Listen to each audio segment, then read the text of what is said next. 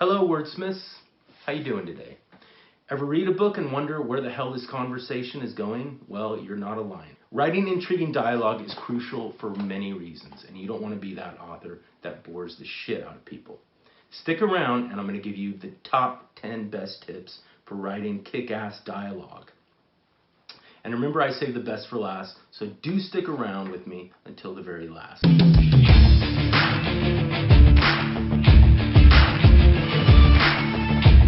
If you're new to my channel, welcome.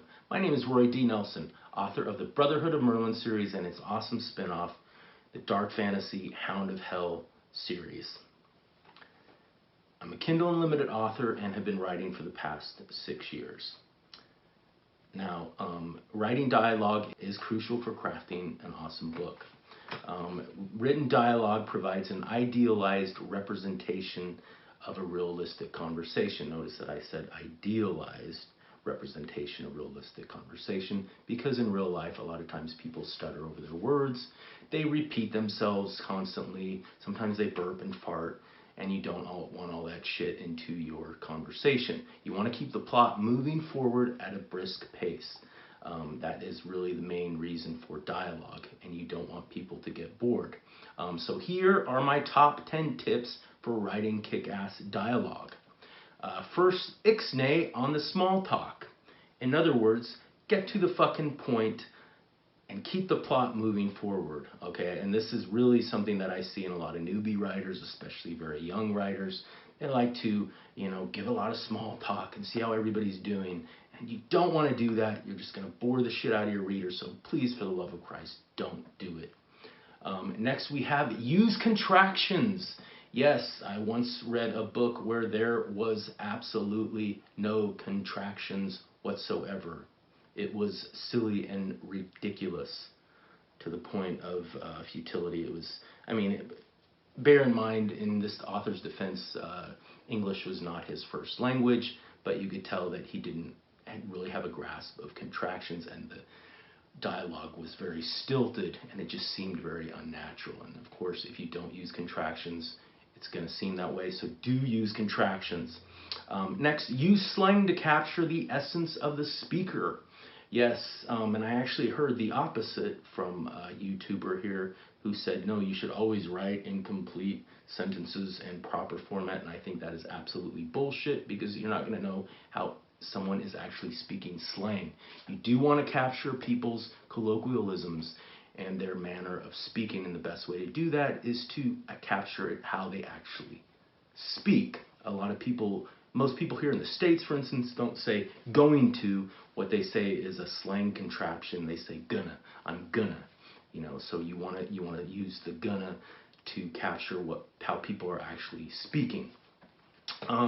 This next tip is for writers, especially writers if you're writing fantasy. Stop using American idioms, colloquialisms, and cliches, and I was actually guilty of this, and my developmental editor hammered this shit into me pretty good. There are so many cliches, too many to answer. When you use cliches in your dialogue, especially dark fantasy, keep in mind they're not going to use those colloquialisms and the slang that we use here, so you cannot use them. Especially, as a side note, you especially can't use it in your narrative ever. You cannot use cliches ever in your narrative. It indicates a real lack of original thought, and that's not how you want to present your work.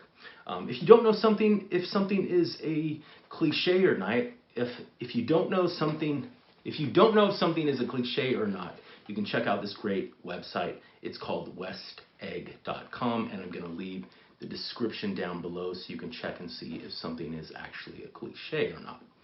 Next tip is use dialogue tags only when needed. Sometimes they're absolutely not needed. I once read a book where there was absolutely no dialogue tags, and I was able to actually know who the speaker was at all times because the author had done such a great job of giving the speakers their own voice. Now keep in mind there was only 2 people talking, so there really wasn't any confusion. Obviously, like in my novel, The Hound of Hell, Malachi is speaking to a lot of his brothers. He's speaking in a big group. So in those cases, you're going to, obviously use dialogue tags. Otherwise, it's going to be very confusing. If there's any possibility that you're going to confuse a reader, then definitely use those dialogue tags. And the next tip before we get started, and you guys do me a favor, if you're really loving this content, please give me a thumbs up and hit that subscribe button. And comment below. I love your thoughts and your feedback, and it's all appreciated. Next one is use profanity when applicable. Yes, people actually use profanity. If you're ever dealing with violent thugs, assassins, shady people, I've known a lot of people like that, believe it or not, and they all have one thing in common. None of them watch their mouth. They all use profanity. So use it where necessary. Next tip is don't use profanity when applicable. Obviously, if you're writing a slow burn, maybe teen romance, Christian romance or something like that, you're really going to have to limit the amount of profanity. It should be obvious. So respect your genre and recognize who your audience is. So that will tell you whether or not you're going to, use profanity or not. Next tip is end a scene of dialogue with a question. Ever watch those great Batman episodes with the Riddler, where he always leaves the question at the end? Now, you don't have to leave it with an actual riddle, but do leave your scene with a question. Maybe is somebody pregnant?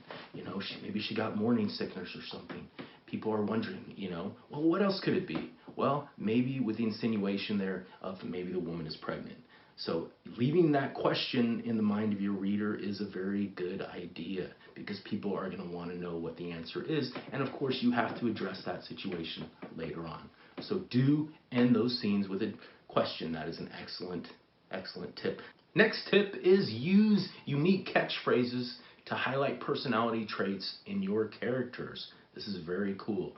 I once read a book where this character, he was an anti-hero, would say things like, that ain't who we are. And it was kind of a running joke, because every time he said this, of course, he meant the exact opposite. That is exactly who they are. So it's kind of funny that when he would say that, you knew that it was all bullshit and that he actually meant the exact opposite. So that was kind of a little unique little twist on the character that I really loved.